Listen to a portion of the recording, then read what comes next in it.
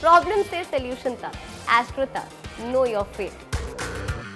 नमस्कार, एस्ट्रो तक में आपका बहुत बहुत स्वागत है। आइए आज बात करते हैं आगामी जो हमारा समय है, यानी 5 मई को जो पड़ने वाला साल का प्रथम चंद्र ग्रहण है, इस विषय में आज बात करते हैं।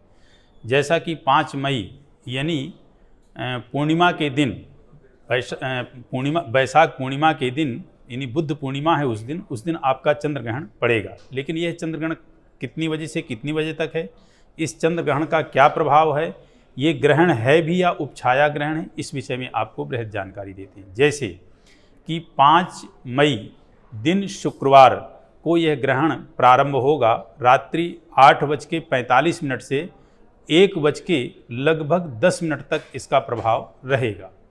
तो ये जो ग्रहण है ये उपछाया ग्रहण है। उपछाया मीन्स एक छाया ग्रहण होता है और एक छाया की भी उपछाया, जो इसमें चंद्रमा बहुत ही हल्की छाया पड़ेगी तो उसको कहते हैं उपछाया। यानी जो पृथ्वी की छाया चंद्रमा की छाया जो पृथ्वी पे पड़ेगी तो वो बिल्कुल ही उपछाया है। यानी कहने का तात्पर्य कि वह छाया बिल्कुल लाइटली पड़ेगी, इसलिए चंद्रमा की जो धूमिल स्थिति होगी वो मठमैले कलर की होगी, बिल्कुल ही मठमैले कलर की। तो इसको उपछाया ग्रहण कहते हैं, उपछाया चंद्र ग्रहण कहते हैं।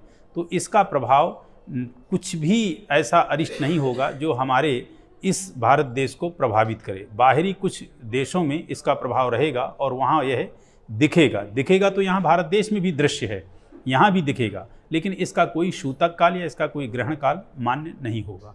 उस दिन सारे मंदिरों के पट खुले होंगे, सारी पूजा पाठ होंगी। उस दिन बौद्ध पूर्णिमा है, बौद्ध जयंती है। आप पूर्णिमा के सारे कार्य कर सकते हैं, जो धार्मिक कार्य हैं पूर्णिमा के वो पूरे कर सकते हैं। स्नान है, दान है, या किसी प्रकार का भी आपको सत्यनारायण का व्रत है, उनकी सत्यनारायण की कोई कथा है, तो वो सारी चीज़ें पूजा पाठ के हो सकते हैं। और उस दिन किसी प्रकार की कोई मनाही नहीं होगी, क्योंकि ये ग्रहण जो है हमारे भारत देश में नहीं लग रहा है। इस ऐड को स्किप करना तो बहुत मुश्किल है, पर लाइफ की प्रॉब्लम्स का सॉल्यूशन ढूंढना आसान। प्रॉब्लम से सॉल्यूशन तक, एस्ट्रो तक, नो योर फेट।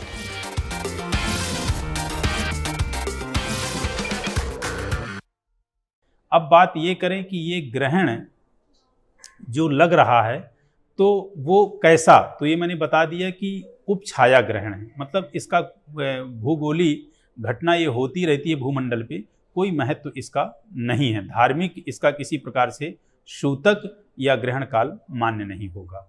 अब इसमें जिन व्यक्तियों के ऊपर चंद्रमा की अरिष्टता है, उनके अरिष्ट जन्मपत्री में यदि चंद्रमा हैं, राहु केतु आदि अरिष्ट ग्रह हैं, तो वो व्यक्ति राहु और केतु से चंद्रमा पीड़ित है, राहु से ग्रसित है या शनि से ग्रसित है, या चंद्रमा को क्षीण योग बना हुआ है कुंडली में, तो वो व्यक्ति इस दिन पूजा पाठ करके अपने आप को, चंद्रमा को ठीक कर सकते हैं। तो ये मैंने जो बताया आपको कि आगामी हमारे 5 मई को जो ग्रहण लग रहा है ये उपछाया ग्रहण है। उपछाया ग्रहण भी 2 हैं, एक पड़ेगा आपका 2023 में और हमारे एक पड़ेगा 2024 में। तो जो 2024 में है, जो हमारा चैत्र माह से संवत्सर शुरू होता है, वो इसी संवत्सर में, दूसरे संवत्सर में नहीं है, लेकिन जो कैलेंडर की तारीख है हमारी उसके अनुसार वो 2024 में पड़ेगा। ये जो उपछाया ग्रहण की बात कर रहा हूँ। वैसे चंद्र ग्रहण हमारा जो आगामी समय पे पड़ना है अक्टूबर में, वो चंद्र ग्रहण जो है प्रभावशाली होगा। टोटल 4 ग्रहण है इस साल।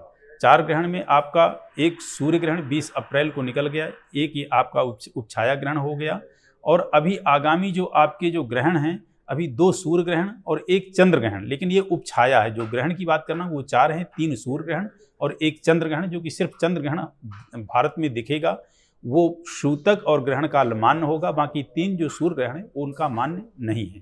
तो आपको ये मैंने जानकारी दी, और इस जानकारी के द्वारा आपका यदि अरिष्ट कोई ग्रह गोचर है कुंडली में, तो आप पूजा पाठ करके अपने उस अरिष्ट ग्रह को ठीक कर सकते हैं। और उस दिन बहुत अच्छे से पूजा पाठ आप भगवान विष्णु की करें, निश्चित रूप से आपके जीवन में खुशहाली आएगी। नमस्कार। एस्ट्रो तक ऐप पर आपको मिलेगा भविष्य से जुड़े हर सवाल का जवाब। डाउनलोड कीजिए एस्ट्रो तक ऐप और चुटकी में जुड़िए इंडिया के बेस्ट एस्ट्रोलॉजर से।